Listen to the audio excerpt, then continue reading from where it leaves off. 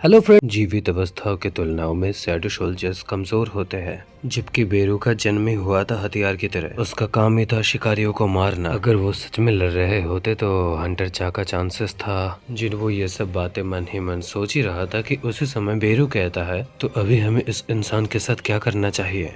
जिन वो बेरू के सवाल का जवाब देते हुए कहता है, उसे हरा दो बिना किसी चोट पहुंचाए। जी मेरे मास्टर।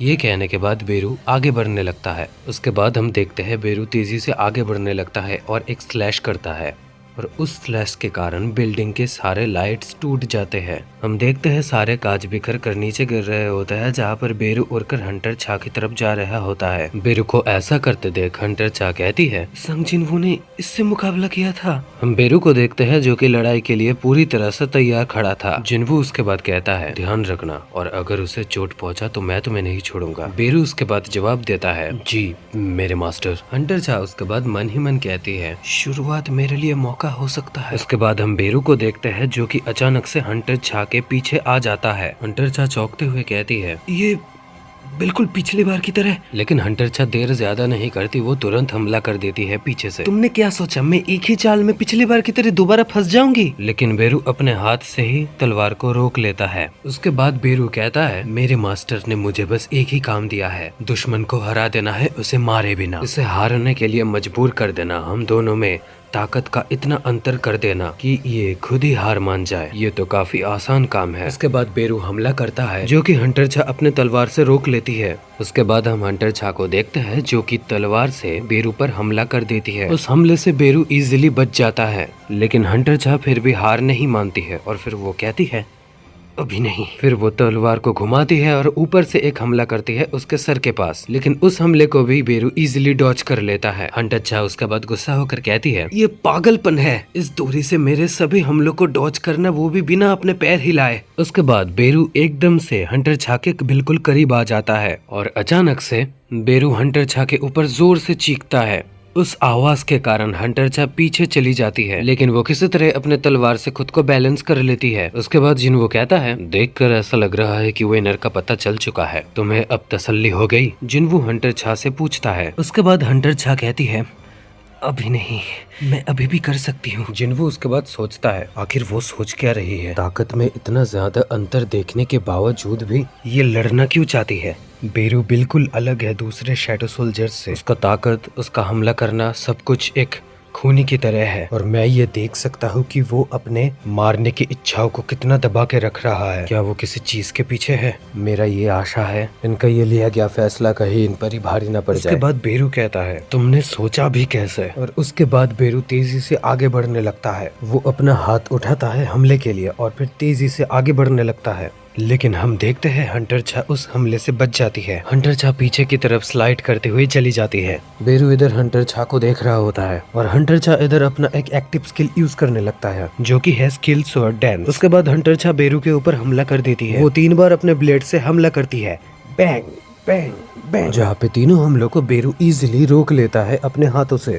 मेरे पास सिर्फ एक ही मौका होगा, मेरे पास उतना माना नहीं बचा है, तो फिर मैं इस स्किल को एक बार यूज कर सकती हूँ, लेकिन एक बार भी मेरे लिए काफी है। Skill blade of light. फिर वो अपने तलवार से बेरू के ऊपर हमला कर देता है और हम देखते हैं तलवार बेरू के आर पार चला जाता है। नहीं। इधर जिनवू ये देखने के बाद काफी ज्यादा घबरा जाता है। उसके बाद बेरू को याद आता है उसके जन्म के समय का एक आदेश जो कि उसे क्वीन एंट ने दिया था। वो आदेश बस एक ही था और बिल्कुल आसान था, सभी दुश्मनों को खत्म करो, ये औरत मेरा दुश्मन है। उसके बाद बेरू दुगनी रफ्तार से अपने हाथ को घुमाने वाला ही था, उसी समय जिनवू उसे वहाँ पर रुक जाने का ऑर्डर देता है। हंटर छा ये देखने के बाद अपनी आंखों को बंद कर लेती है और वहाँ पे हम देखते हैं एक धमाका होता है और उसके बाद जिनवू वहाँ पर बेरू के हाथ को पकड़ लेता है, जिसे देखने के बाद तो हंटर छा कुछ कह ही नहीं पाती है क्योंकि वो फिर से एक बार मरते मरते बची है। जिनवू उसके बाद बेरू को कहता है, मैंने तुम्हें रुक जाने को कहा था। बेरू उसके बाद ही तुरंत पीछे हट जाता है। उसके बाद जिनवू हंटर छा से पूछता है,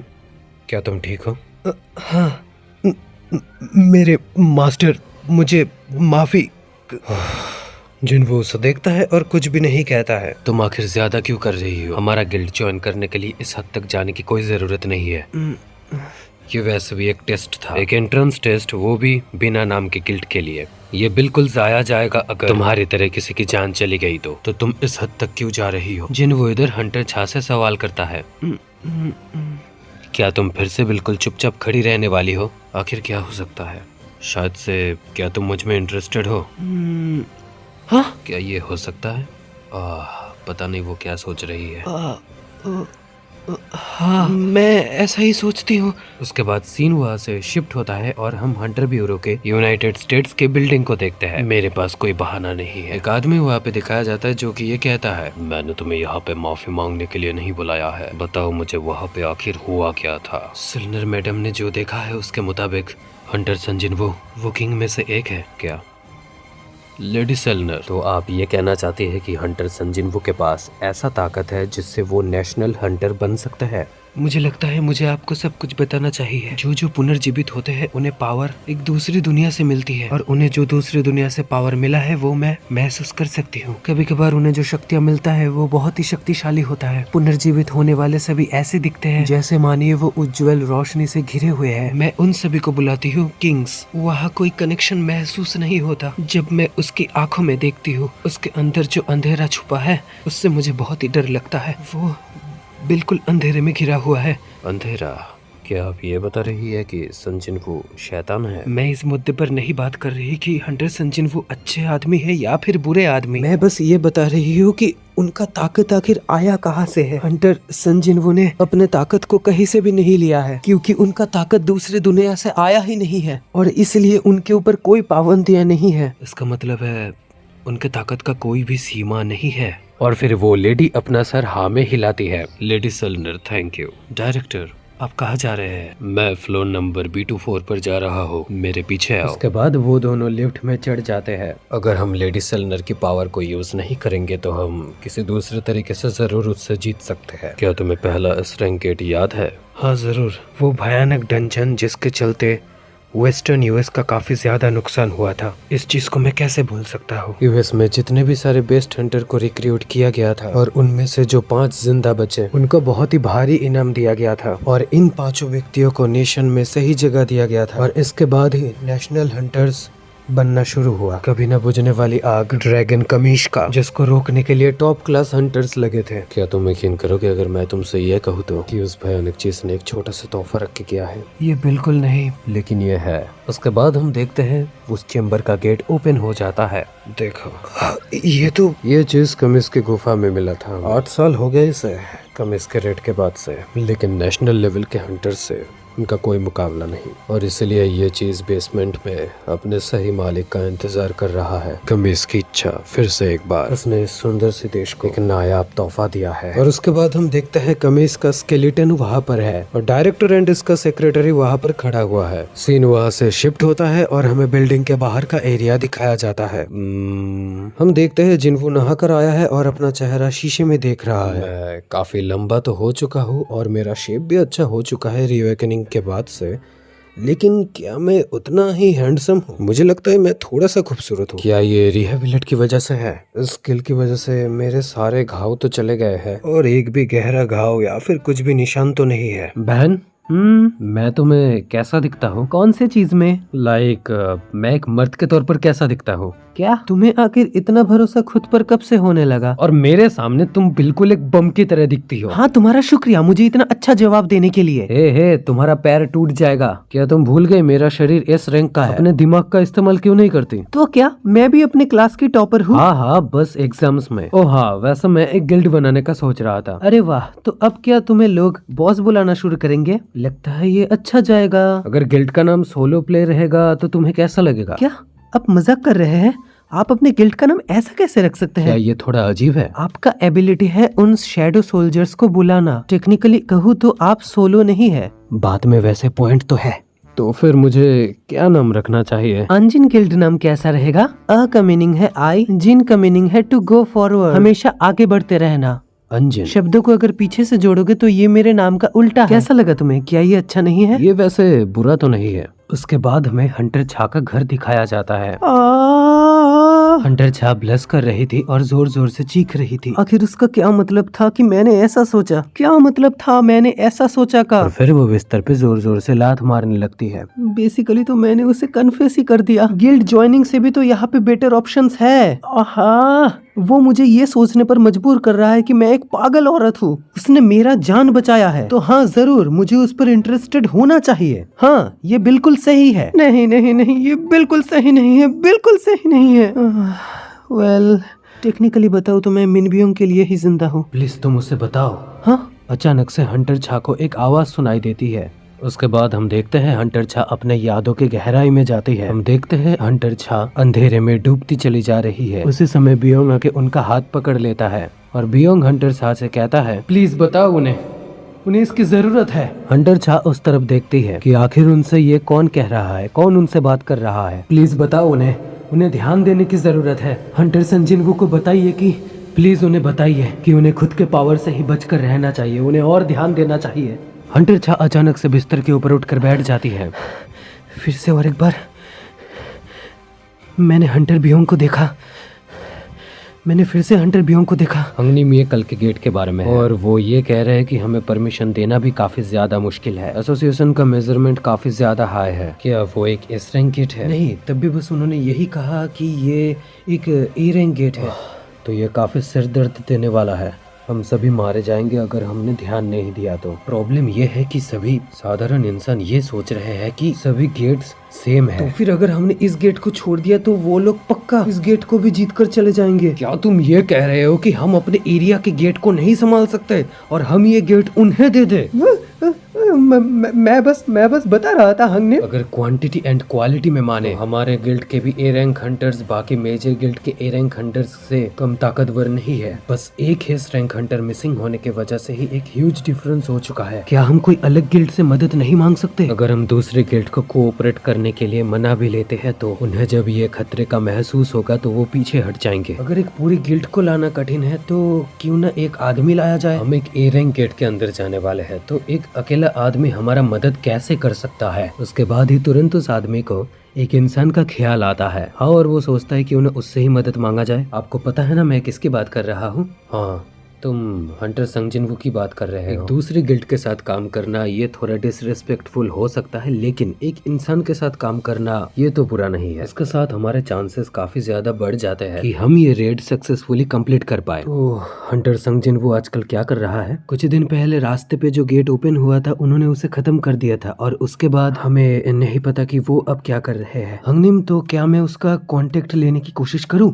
नहीं, फोन से ही देखो। क्या आप सोच रहे हैं कि एक फोन कॉल से ही ये मैटर पूरी तरह से मतलब सुलझ जाएगा? तो चलो उससे मुलाकात करते हैं। अंजिन गिल्ड नाम के बारे में क्या ख्याल है? ये नाम बहुत ही अच्छा है हंगनेम। चलो तो फिर इस नाम को ही गिल्ड के लिए यूज कर लेते हैं। सोलो प्ले के सिवाय कुछ भी नाम चलेगा।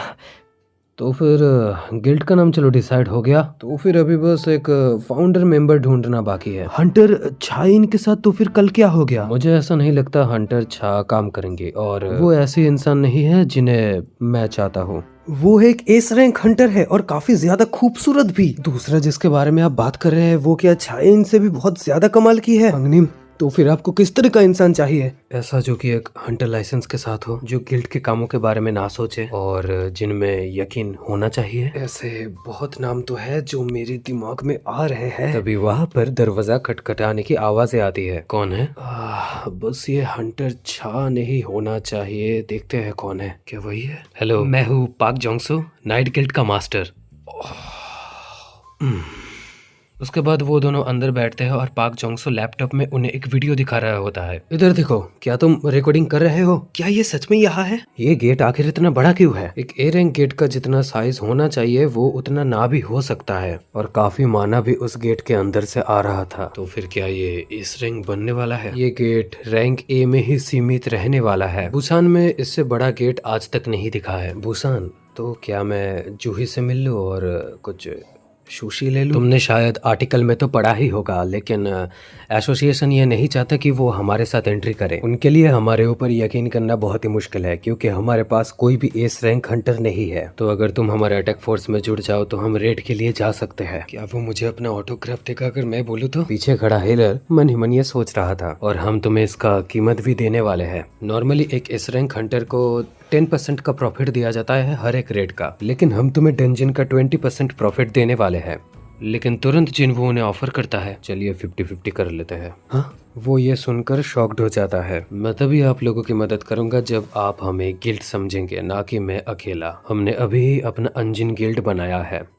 तो फिर 46 के बारे में क्या ख्याल है? मैं नाइट गिल्ड के साथ नेगोशिएट करने की कोशिश नहीं कर रहा। ये लड़का जवान तो दिखता है, लेकिन ये नॉर्मल इंसान नहीं है। अच्छा तो ठीक है, तो फिर क्या आप बॉस लेवल मॉन्स्टर का ख्याल रख लेंगे? मैं समझ गया। करीब 7 दिन हो चुके हैं इस गेट को बाहर निकले हुए, तो फिर हमें रेड पर कल ही जाना चाहिए। तो चलिए हम अपने गाड़ी में चलते हैं। नहीं, मैं आपसे कल ही मिल लूंगा। आज रात मेरा एक जरूरी काम है, तो मुझे वो पहले करना पड़ेगा। और चिंता मत कीजिए, मैं लेट नहीं पहुंचूंगा। तभी हम देखते हैं जिन्वो के पैर से उसकी परछाई गायब हो जाता है। हाँ, क्या उसका परछाई अभी हिला? क्या बोल रहे हो, दिन में भी पीने लगे हो क्या? उसके बाद ही जिन्वो के फोन पे एक कॉल आता है, इसलिए उसका फोन वाइब्रेट करने लगता है। ये कौन है? एक्सक्यूज मी, मुझे ये कॉल लेना पड़ेगा। हाँ जरूर। जिन्वो उसके बाद दरवाजा खोल के बाहर जाता है और कॉल उठा लेता है। हाँ, मैं जिन्वो बोल रहा हूँ। बेटा, मॉम, क्या आपने नया फोन खरीदा है? हाँ, मैंने जल्दी जल्दी एक फोन खरीद लिया।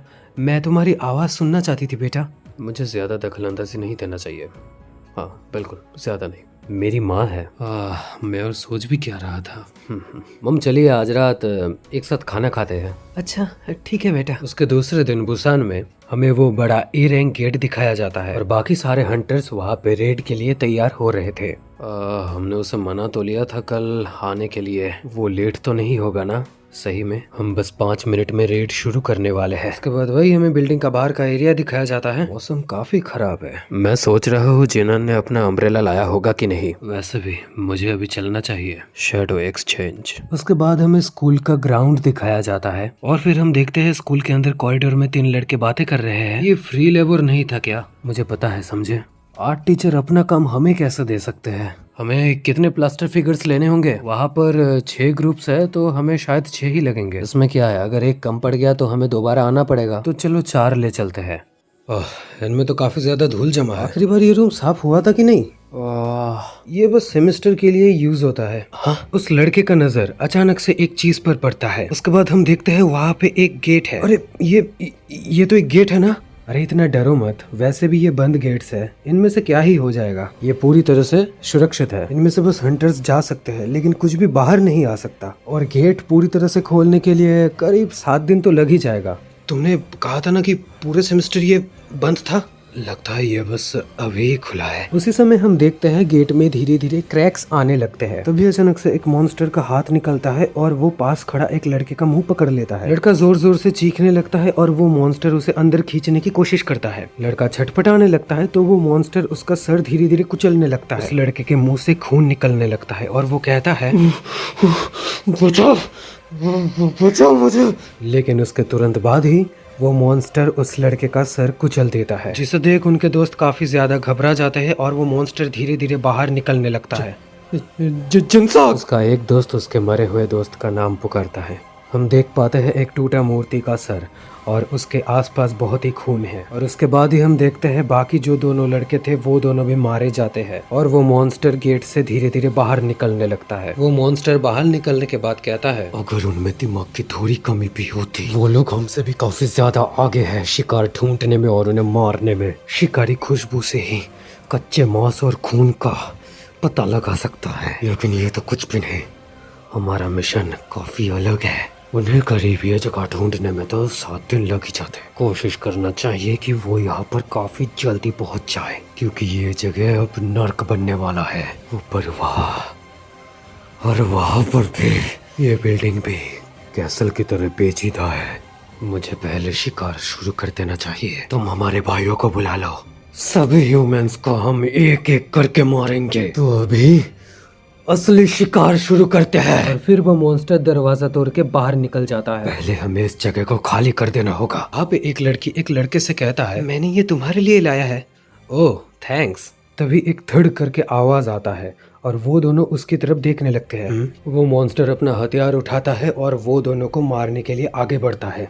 सीन वहां से शिफ्ट होता है और हमें वो बड़ा सा गेट दिखाया जाता है जो कि बुसान में है। काफी बड़ा गेट है। तो ये है हमारा कलेक्शन टीम और जो दूसरी तरफ है वो है माइनिंग टीम। और उसके बाद ये असॉल्ट टीम, 13 ए रैंक के और 20 बी रैंक के। काफी सारे ए रैंक हंटर्स आए हैं। यही उम्मीद था इस ए रैंक के गिल्ड से। जिन्वू को लगता है कोई उससे बात करने की कोशिश कर रहा है, इसलिए वो पीछे मुड़ता है। आपका जेजू रेड सच में कमाल का था। आपने उन सभी ब्लैक सोल्जर्स को कैसे बुलाया? कि क्या आपने उन सभी को समन्स किया था? मिस्टर संगजिन, वो क्या आप आज के रेड को लीड करने वाले हैं? अचानक से इतने सारे फैन फॉलोइंग एंड प्रश्नों को एक साथ सुनकर जिन्वू ब्लैंक हो जाता है। उसे समझ में नहीं आता है कि वो क्या बोलेगा। हे, तुम सभी हंटर संगजिनवू को परेशान मत करो। जी, मेरा नाम जियोंग येरिम है और मैं नाइट गिल्ड की मेन हीलर हूँ। तुमने ये सब पहले बताया नहीं? हाँ, मैं ये सब अभी कर लेता हूँ। आप फिर से गिल्ड मास्टर? लेकिन हमारे पास संगजिनवू। ये फिर से हंटर संगजिनवू हमारी इधर मदद करने के लिए और हमारी सुरक्षा के लिए है। गिल्ड मास्टर इधर उन सभी से कहता है, क्या आपके सामने नाइट गिल्ड के मेंबर्स कमजोर दिख रहे हैं मिस्टर संगजिनवू? क्या ये सही है? हंग्स रंस, हे यंगेस्ट, हमारे मेंबर्स थोड़े से घुमाव है, आपको नहीं लगता? ये कुछ बुरा लग सकता है लेकिन होता ऐसा ही है। अब बस ये कह रहे हैं कि उन्हें खुद पर बहुत भरोसा है। तो चलो, हमें अभी चलना चाहिए। चलो, अब समय हो चुका है, हमें अभी रेड शुरू कर देना चाहिए। सभी भागकर गेट के अंदर जाने लगते हैं। उसके बाद हमें हंटर एसोसिएशन का इमरजेंसी बिल्डिंग दिखाया जाता है। एक टाइपिंग करते हुए लड़की वहाँ पर थी। वो टाइप करते हुए ही कहती है, हाँ, ये हंटर एसोसिएशन कॉल सेंटर है। क्या ये हंटर एसोसिएशन है? हाँ, अब सही है। चलिए आगे बताइए। यहाँ पर अभी हमारे स्कूल में बाहर बहुत सारे मॉन्स्टर्स हैं। बाहर एक डंजन ब्रेक? वो औरत मन ही मन सोचती है। तुम कहाँ से कॉल कर रही हो? मैं बाथरूम में छुपी हुई हूँ। मैं मेरे दोस्त के साथ थी, लेकिन मेरा दोस्त। वहाँ पे कितने सारे मॉन्स्टर्स हैं? क्या वो आसपास ही है? मुझे नहीं पता। मैंने बहुत सारों की आवाज सुनी। मैं मरना नहीं चाहती। प्लीज शांत हो जाओ और तुम मेरा बात ध्यान से सुनो। हमारे हंटर्स वहाँ पर जल्द ही पहुँच जाएंगे। हमारे हंटर्स तुम सभी को अकेला बिल्कुल भी नहीं छोड़ेंगे स्टूडेंट्स। तो तुम्हें आखिर तक शांत रहना होगा, ठीक है? सच में मैं बच जाऊंगी? वो मॉन्स्टर्स, क्या तुम जानती हो वो किस टाइप के क्रिएचर्स हैं? हाँ, मैं जानती हूँ। मैंने उन्हें टीवी में देखा था। क्या थे वो?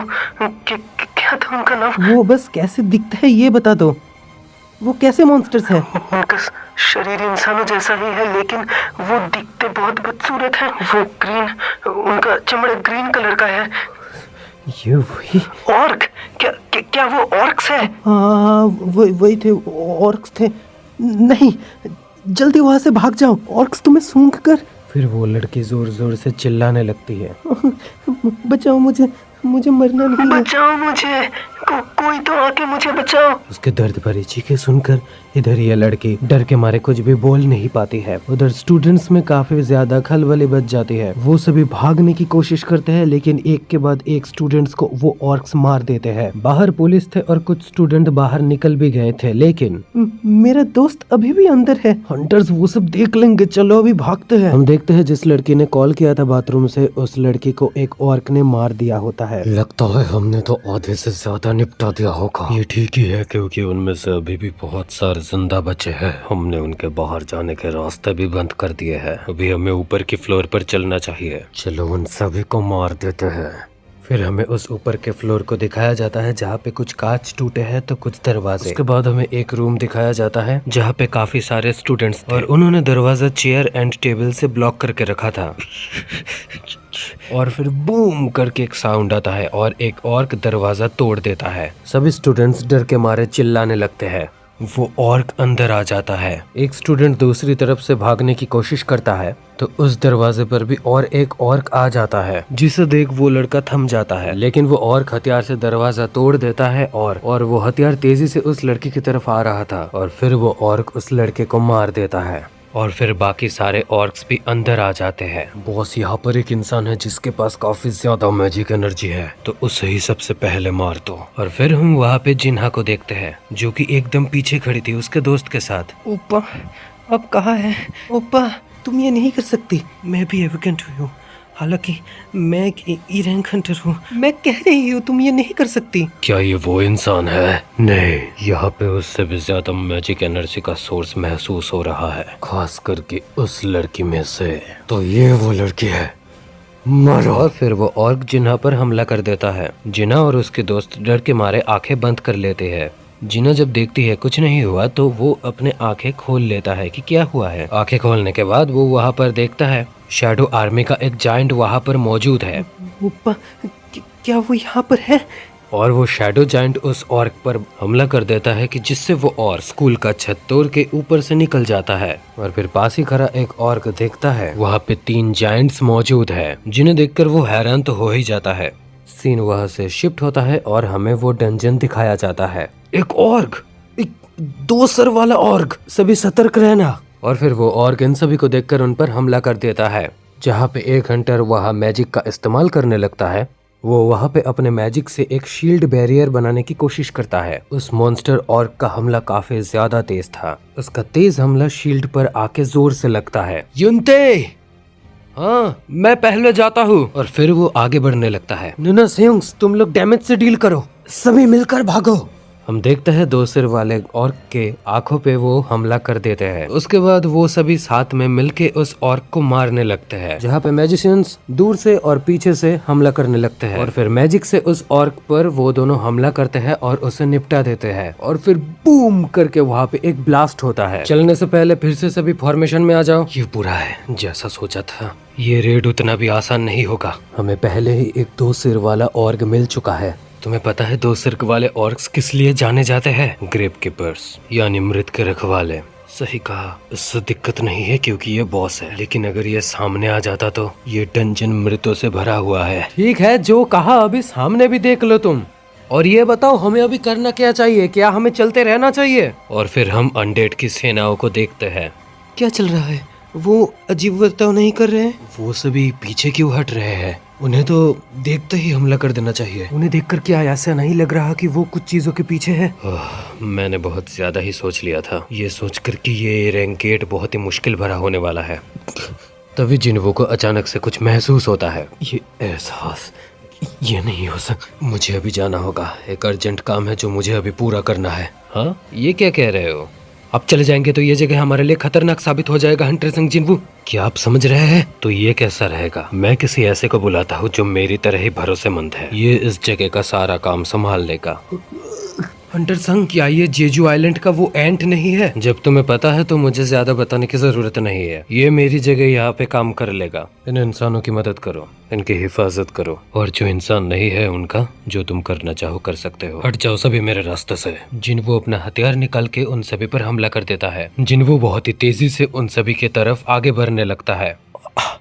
चल क्या रहा है? क्या ये इसलिए है क्योंकि मैं एक हायर क्लास का नेक्रोमेंसर हूँ, या फिर कोई और है जो इन अनडेड्स को कंट्रोल कर रहा है? जिन्वो अपने ड्रैगन को बुलाता है और उसके बाद एक छलांग मारने के बाद जिन्वो अपने ड्रैगन के पीठ पे चढ़ जाता है। सारे अनडेड्स को पार करते हुए जिन्वो तेजी से गेट के बाहर निकल जाता है। हम देखते हैं बाहर काफी बारिश हो रहा होता है और तेजी के साथ वो ड्रैगन बाहर निकल जाता है। मेरे बहन की तरफ चलो। जिन्वो इधर अपने ड्रैगन केसल को ऑर्डर देता है और तेजी से। सीन वहाँ से शिफ्ट होता है और हम देखते हैं जायंट और ऑर्क के बीच में वैर चल रहा होता है। उन दोनों की फाइट देखते हुए सभी स्टूडेंट्स हैरान हो जाते हैं। जायंट एक ऑर्क का सर पकड़ता है और उसे प्रेशर देता है और फिर उसे ऊपर उठाता है सर पकड़ के और फिर उसे जमीन पे पटक देता है। बूम। और हम इधर देखते हैं तीनों जायंट्स उन तीनों ऑर्क को धोबी पछाड़ दे देते हैं। क्या इन मॉन्स्टर्स ने हमें बचाया? उन्होंने हमारे हिफाजत किया। ऊपा, क्या आप आए हैं यहाँ? ऊपा। उसके बाद हम देखते हैं वो जायंट जिन्हा को आगे बढ़ने से मना कर देता है। अपनी उंगली को आगे करके वो एक तरफ इशारा करता है, जहाँ पे हम देखते हैं उस रूम के अंदर धीरे धीरे और भी ऑर्क्स आने लगते हैं। तभी हम देखते हैं वहाँ पे धीरे धीरे कांच में क्रैक्स आने लगते हैं। बैंग! हम देखते हैं एक थ्रोन पे एक ऑर्क बैठा हुआ है और उसके सामने और एक ऑर्क सर झुकाए बैठा है। मैं गुरुक्तार हूँ, मैं रेड ब्लड ट्राइब का चिफ्टन हूँ और इस वक्त मुझे कुछ भी रोक नहीं सकता। गुरुक्तारो, हाई ऑर्क वॉरियर्स ह्यूमंस की मदद कर रहे हैं। High orcs? वो कितने हैं? 3 ग्रेट ऑर्क मिलकर 3 हाई ऑर्क्स का सामना नहीं कर पा रहे। कितना शर्मनाक है। अब यहाँ से मैं सब कुछ संभालूंगा। समय है बदला लेने का। सीन वहाँ से शिफ्ट होता है और हमें डंजन के अंदर का चीजें दिखाया जाता है। हम देखते हैं जहाँ पे एंट्स पूरी तरह से मॉन्स्टरों का खात्मा कर रहे थे। मैं बाहर निकलना चाहता हूँ। अगर ये मॉन्स्टर्स किसी तरह हमें दुश्मन समझ ले तो ह्यूंग, हम इस रेड को किसी तरह भी यहाँ पर रोक नहीं सकते। अगर हमने इसे रोक भी दिया तो भी हम बाहर खड़े रिपोर्टर्स को संभाल नहीं पाएंगे। हाँ, हम इसे नहीं रोक सकते क्योंकि हम ये नहीं सोच सकते कि हमने बस समन्स के लिए इस रेड को रोक दिया। हमें आगे बढ़ते रहना होगा।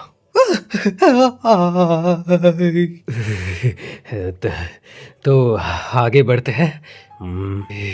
हम आगे बढ़ सकते हैं ना। और फिर बेरू उसके सामने से अचानक से गायब हो जाता है। बेरू उसे कुछ देर तक देखता है और फिर वो अपना सर घुमा लेता है और फिर बेरू अपने सेना के साथ आगे बढ़ने लगता है। सर आप ठीक है? गिल्ड मास्टर, क्या हमें उनके पीछे जाना चाहिए? ठीक हूँ, मैं ठीक हूँ। पहले उसकी तरफ एक बार देखो तो। ये डेथ नाइट का सर है ना? हाईएस्ट रैंक मॉन्स्टर को एक ही झटके में खत्म कर दिया। ये सोचकर ही कि वो इतने ताकतवर है। तुम सभी जानते हो हाई रैंक मॉन्स्टर के कोर्स कितने ज्यादा कीमती होते हैं। अभी भी तुम लोग चाहते हो छोड़ देना? गिल्ड मास्टर, आप वहाँ पर क्या कर रहे हैं? जल्दी चलिए, आप पीछे छूट जाएंगे। एवं वहाँ पे कितनी देर बैठने वाले हो?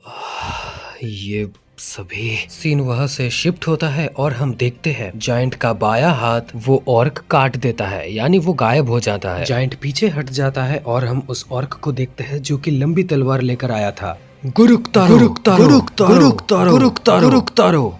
ये ऑर्क के टैटूज जीत की निशानी है। मैंने जितने भी सारे दुश्मनों को मारा है ये उनका निशानी है। तुमने शायद बहुतों को मारा होगा, लेकिन क्या यही सब है? हायोक्स, तुम मेरा मनोरंजन करोगे। और फिर हम सुनते हैं तलवार से तलवार टकराने की आवाज होता है। मेरे तलवार को रोकना ये बुरा नहीं है, लेकिन मेरे साथ तुम सभी का कोई मुकाबला नहीं। वो ऑर्क ब्लेड घुमाता है और सभी जायंट धीरे धीरे गायब होने लगते हैं। किसी के हाथ कट जाते हैं तो किसी के बॉडीज। ये क्या एक स्पेल? फर्क नहीं पड़ता मुझे कितनी बार भी काटना पड़े। मैं इन्हें 100 बार 1000 बार हरा सकता हूँ, लेकिन मार दो, खत्म करो, खत्म करो, मार खत्म करो, खत्म करो, खत्म करो।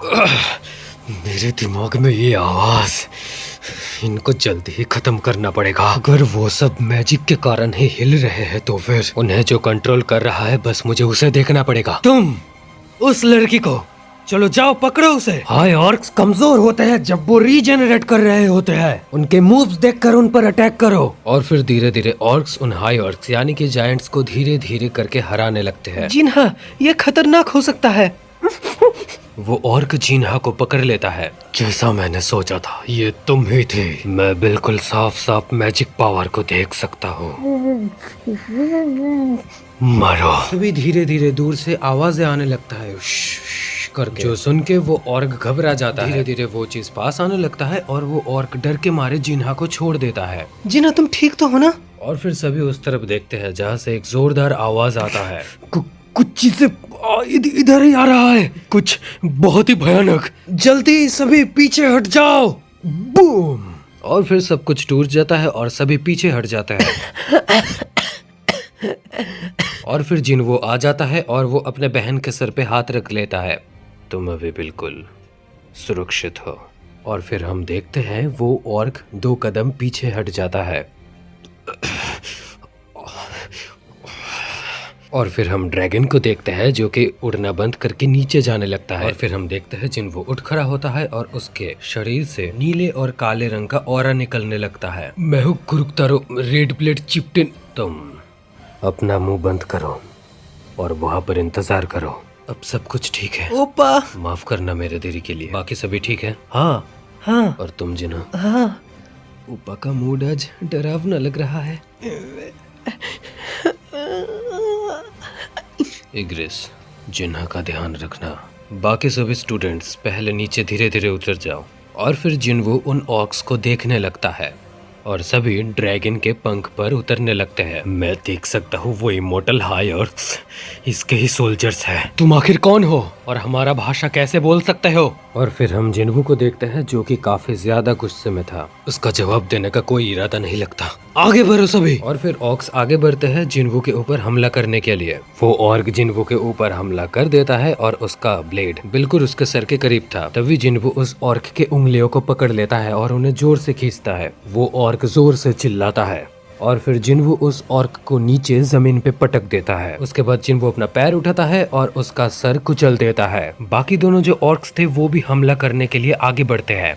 जिन्वू अपना हाथ ऊपर करता है और एक मैजिक स्पेल यूज करता है और फिर स्किल डोमिनेटेड टच एक्टिव हो जाता है। उन दोनों ऑक्स को वो अपने आप में ही टक्कर लगवा देता है और उसके बाद उन दोनों को मार देता है और फिर जिन्वू उन्हें पीस के उनके टुकड़े टुकड़े कर देता है। वो टुकड़े चारों ओर बिखर जाते हैं और बाकी सारे ऑक्स गुस्से में चिल्लाने लगते हैं। वो सभी एक साथ आगे बढ़ते हैं और जिन्वू को मारने के लिए पागल हो जाते हैं। जिन्वू धीरे से आगे बढ़ता है और एक एक करके ऑर्क को स्लाइस करता जाता है। हम देखते हैं किसी का गला, किसी का हाथ, किसी का मुंडी, किसी का बॉडी, सब कुछ उड़ने लगता है। जिन्वू अपने हाथों से उन सभी का सत्यानाश कर देता है। 1 सेकंड में ही सभी का खात्मा हो जाता है।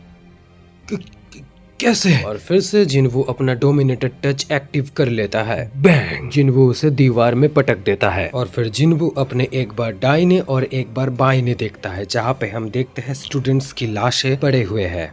जिन्वू दूसरी तरफ देखते हुए ही गुस्से में उसका मुंह जोर से दबाता है। क्या कर रहे हो? आखिर तुम इंसानों को ऐसे कैसे मार सकते हो? हमारे दिमाग में लगातार इंसानों को मारने की। तो फिर मेरे बारे में क्या? वो आवाज क्या मुझे मारने को नहीं कह रहा? माफ कर दो, माफ कर दो मुझे। बताओ मुझे, क्या वो आवाज कह रहा है मुझे मारने के लिए? माफ कर दो मुझे। चलो तो फिर ठीक है, जैसा कि तुम सोच सकते हो मैं उस तरीके का इंसान नहीं हूँ। इससे फर्क नहीं पड़ता, मैं तुम्हें माफ कर दूंगा, लेकिन ये बिल्कुल भी मत सोचना कि ये तुम्हारे लिए दर्दनाक नहीं होगा। और फिर सीन वहाँ से शिफ्ट होता है और हमें वो ए रैंक का गेट दिखाया जाता है।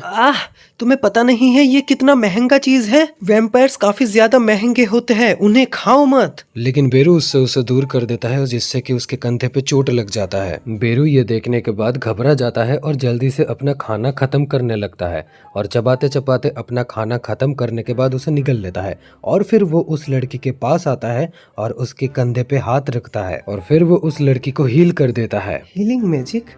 शुक्रिया तुम्हारा। एक समन आखिर मुझसे ज्यादा अच्छा हीलिंग मैजिक कैसे कर सकता है? उसके बाद डंजन के अंदर ही एक और गेट ओपन होता है जहाँ पे हम देखते हैं वहाँ पे बॉस मॉन्स्टर होता है। बॉस मॉन्स्टर के साथ उनके सोल्जर्स भी वहाँ पर मौजूद थे। अरे बाप रे, बॉस मॉन्स्टर, वो भी आर्क लीच। यहाँ पर और भी 10 डेड नाइट्स है। इतने सारे बॉसेस के साथ आर्क लीच फेमस है गोल्डन ड्रैगन गिल्ड को परास्त करने के लिए। चाइना का एक गिल्ड भी इन्हें हरा नहीं पाया था, जिसके चलते डंजन ब्रेक हुआ था। मैं ये सोचना तो नहीं चाहता, लेकिन हम जैसे ही रैंक हंटर्स के लिए इन्हें हरा पाना नामुमकिन है। हंगनिमा में अभी क्या करना चाहिए? यहाँ पर और भी मॉन्स्टर्स आ रहे हैं। वो सभी फिर से वापस आ चुके हैं। जल्दी दरवाजा बंद करो। हाँ ठीक है।